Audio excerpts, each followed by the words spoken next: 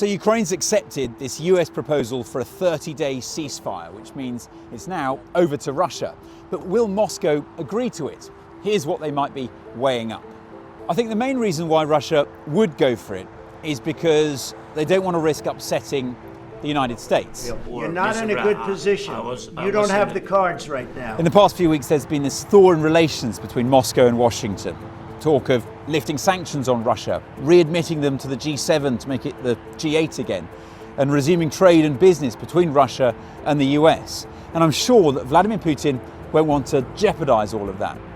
Another reason why he might go for it is because he could use it as a way of securing other guarantees. For example, he might say, okay, I'll sign up to your ceasefire and agree to it, but only if you give us a cast iron guarantee that Ukraine will never join NATO, or that there'll never be any peacekeeping troops from NATO countries in Ukraine in the future.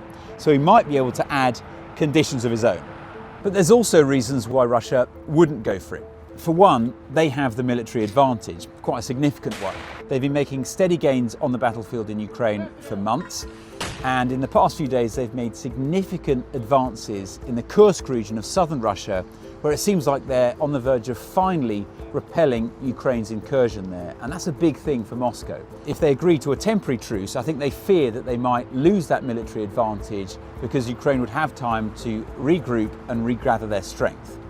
Another reason why Moscow might not want to go for it is because it doesn't look that great. The Kremlin has always said that it's against a ceasefire and temporary truce because instead they want a long-term peace deal that meets their own security concerns. And if they agree to this deal that someone else has come up with and then imposed on them, well, that represents a climb down, and it's harder to sell as a victory to the Russian public.